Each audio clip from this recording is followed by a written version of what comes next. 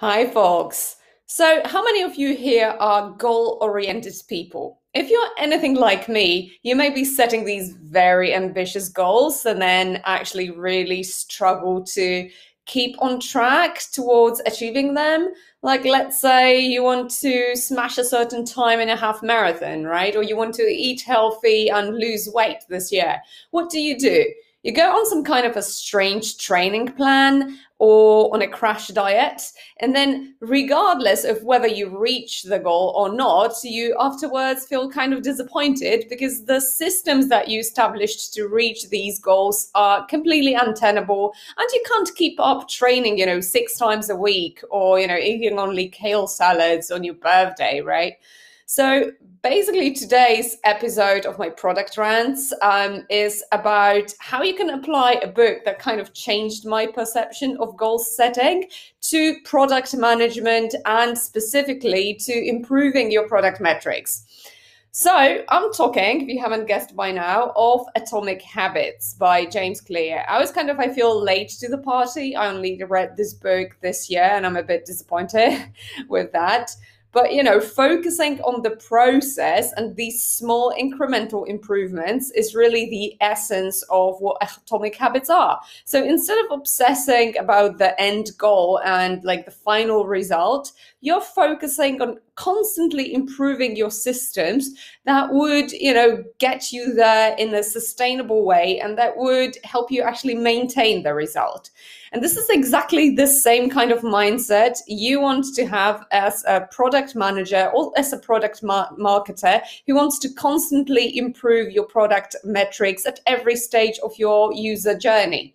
So let's say, you're talking about feature adoption. It's not like you can just set up one feature adoption experience for your users and kind of forget about the whole adoption process and be successful all the time, because there will be obviously new features joining your product, right? And new users who may have slightly different needs and may interact with your product differently. So what you need to do is really develop a process where you will be working on these goals consistently over time. So we see that a lot of product folks see new user onboarding or user onboarding in general, because it's not restricted to only new users, as a kind of a set and forget thing. They work on it for 2 weeks, they set it up and they kind of leave it, right? And that's it. In fact, this will only, kind of be half success. Because you want to be able to improve on these metrics and you will only have to settle on what you get. Jeroen Kornhout, if I'm pronouncing his name right, the founder and CEO of Salesforce, actually established a process in his company where they have to iterate something in their onboarding flow every week. And these small improvements, these small experiments that I described below, you can conduct without any development, bring this compound interest after a while and lead to huge changes in your new user activation, feature adoption, product adoption, retention rates, all the pirate metrics, you name it. But you need to really focus on the small steps. Another premise of Atomic Habits is that you need to set up the environment for yourself in the right way to promote the good habits and to discourage yourself from doing the bad things that you don't want to do. So say if you're trying to lose weight, right, that's an easy example. You may want to, buy a lot of healthy foods and vegetables and do meal prep and basically you remove all the tempting sweets and whatnot from your side, or best from your home.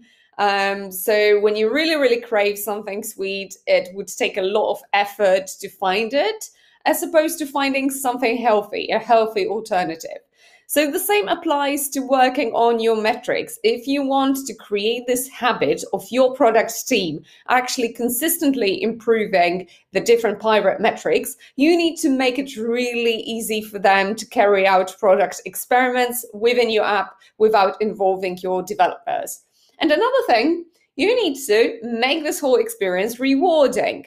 So by setting goals for instance, in Userpilot and attaching these goals to specific experiences and then running A/B tests, you can easily see how every of your iterations is actually moving the needle, is actually contributing to a higher adoption of this feature, and how that in turn over time contributes to retention rates in the test cohorts. So these are the concepts that I have explained several times, but it just kind of occurred to me that the principles of behavior change that are universal, that apply to different human behaviors, are also totally applicable to how we improve our product metrics. After all, these are all habits.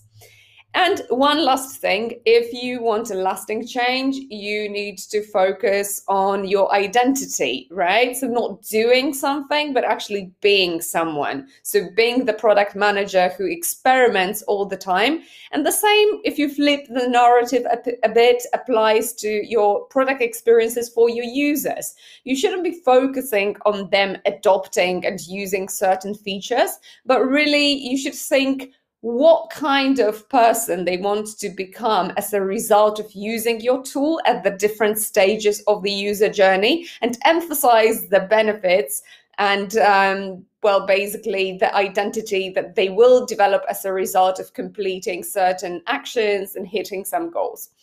So that's a brief overview. I included practical examples here below of how you can implement these atomic habit principles to improving your pirate metrics. Let me know what you think about it. And that's it for this week. See you next week.